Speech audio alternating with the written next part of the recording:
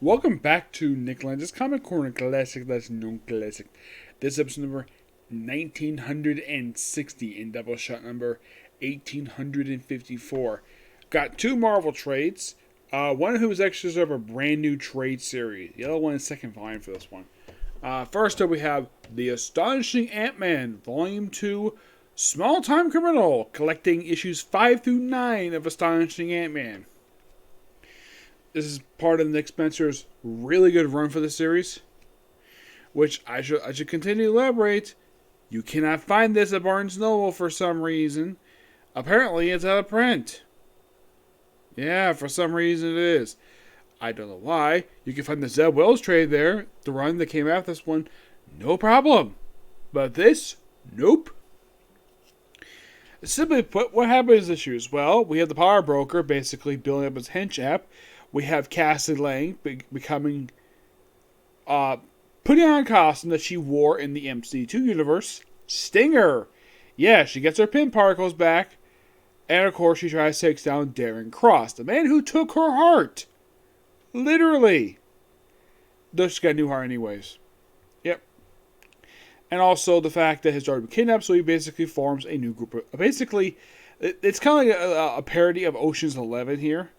Or basically he gets, get this, he has Machismo and the Grizzly on the side to go rescue his daughter from Darren Cross.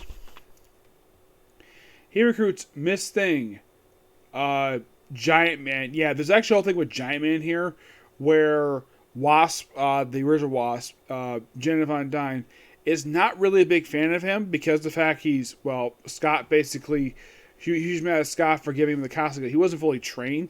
So Scott decided to train him with freaking Legos. Yes. They're like, oh, it's been a long journey, my son. And Ron's is like, it's only been a few minutes. Yeah, seriously. So,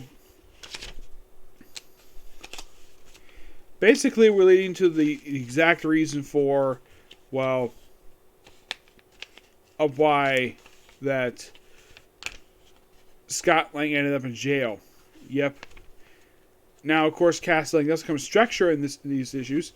And look, there she is. She becomes Stinger. Which, yeah, this is her identity from the MC2 universe. Yeah, one of like a couple of things from the MC2 universe has since been made canon. The other, of course, is Jessica Drew's son, whose name is Gary. Yes, Jerry. Yes, I don't know if that's a nod to Jerry Conway. I don't have any idea. Yep, so, of course, they also introduced a new Plant Man. I think the original one's dead, I think he is, yes. So,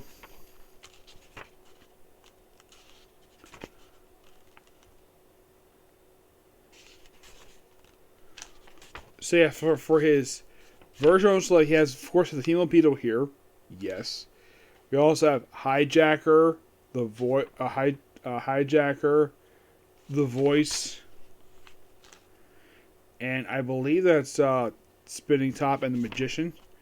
Yeah, basically some few original villains joining up with, of course, well, Scott Lang to rescue his daughter from Darren Cross.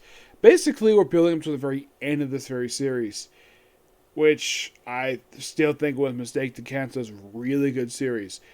The book's still really good. Aside from Nick Spencer as the writing here, the artwork is done by Ramos Robinson, who does basically issues 5, 7, 9. 6 is done by Apalicia Martino. Issue 8 is by Brent Sinover. The cover see here for the trade, that's done by Mark Brooks, this issues 5 through 7. The last two issues done by Juan Titio Tensico. Yep. Damn good here. Love it. Can't wait to review the last trade for the series. Next up is something that actually started just this year. We have the first trade of Strange. Yes. Yeah, this is a brand new Doctor Strange title. Well, it actually is, but okay. Now, Clea has taken up the role of Sorcerer Supreme from her late husband, Doctor Strange. Now, the reason I call it Doctor Strange because, well, she's assuming her late husband's mantle as Earth's Sorcerer Supreme. And, of course, now she pointed out the book is written by Jed MacKay, the same guy who actually wrote the Death Doctor Strange miniseries, and also the current writer of Moon Knight, and also previously wrote the Black Cat series, which all of those series are really good. Now, unlike some other books, basically have some woke stuff in them, this one, nope. Like, if you don't like the woke stuff Marvel does, but here's the thing. There's nothing woke about this book. Nothing. It just straight up good storytelling. That's one thing I love about JMK's work. He doesn't throw any woke stuff in there. And I'm sure he gets a lot of praise for his work. He's only working at Marvel for the last few years. Yes, he basically, this first comic back in 2010. But he's working on a consistent basis since he's working the Black Cat book. Now, Clea has taken over the mantle of course, her late husband's role, and she wants to revive him, despite the fact he just died.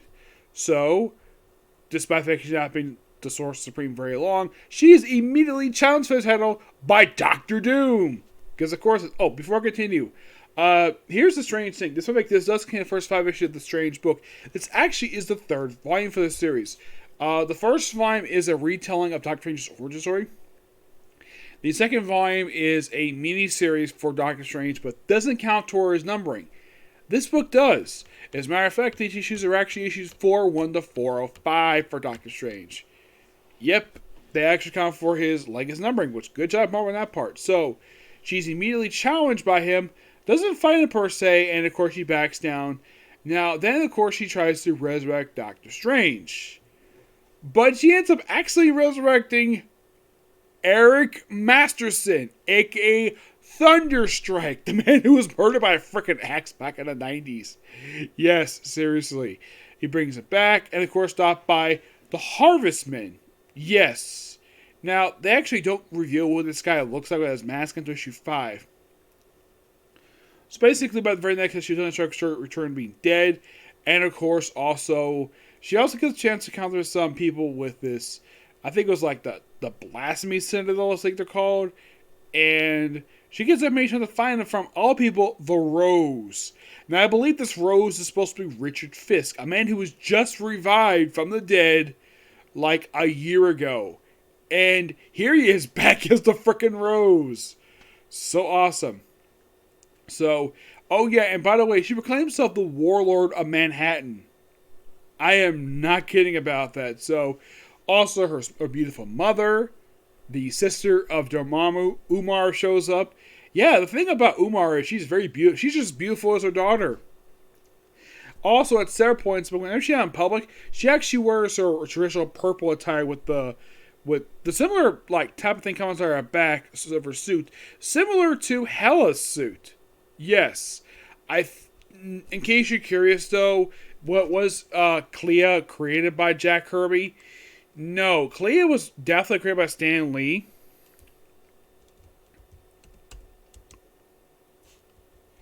Yeah.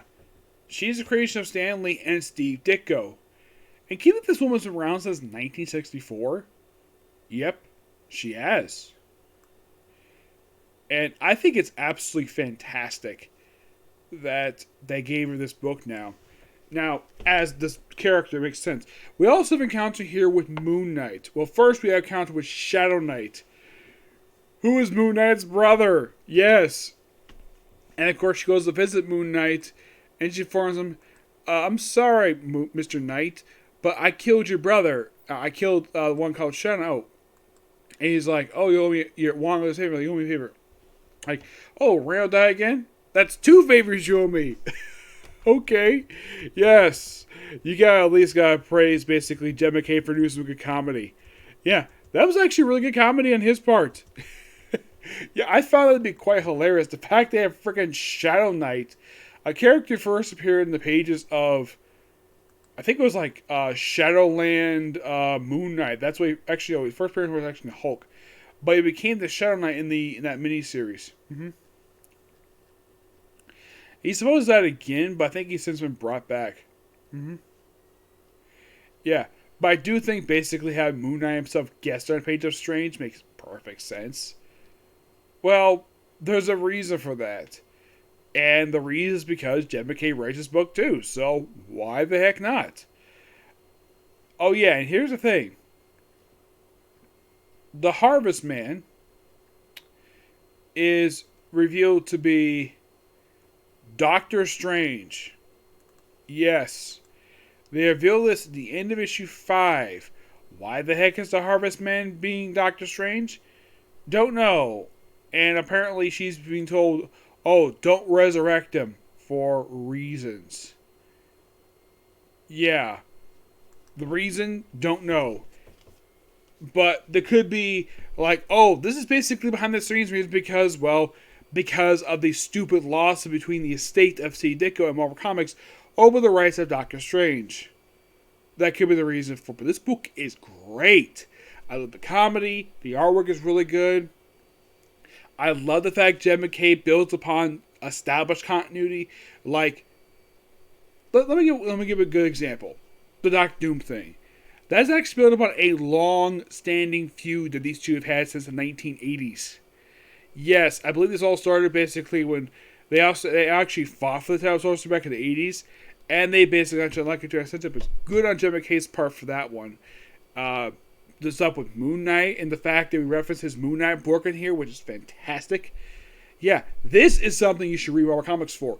Like, if you want to pick any comic from Marvel Comics, aside from Moon Knight, which is really good, if you want to pick one of the good comics Marvel, this is definitely a book to pick up because this book is really good. I'm going to give this book, here's a shocker, a 10 out of 10. You're thinking, really? A book that came out just this year? You gave the first trade a 10 out of 10? Yeah, because it's good. Really good. I love it. Yeah, and plus also the fact I'm a Doctor Strange fan. That's why I give this one a high rating. Check it out. It's really good.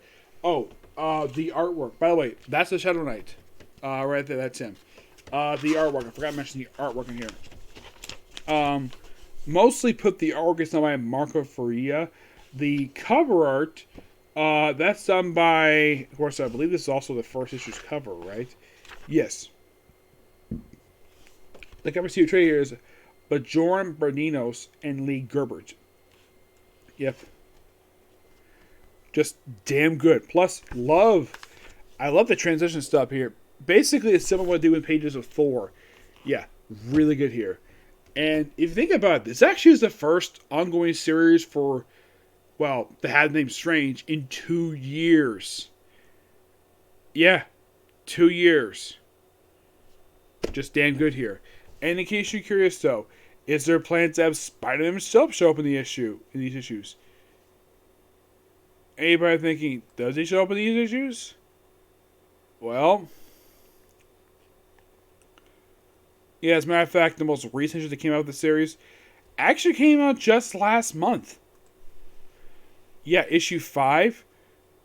That came out back in August. Yes, August. And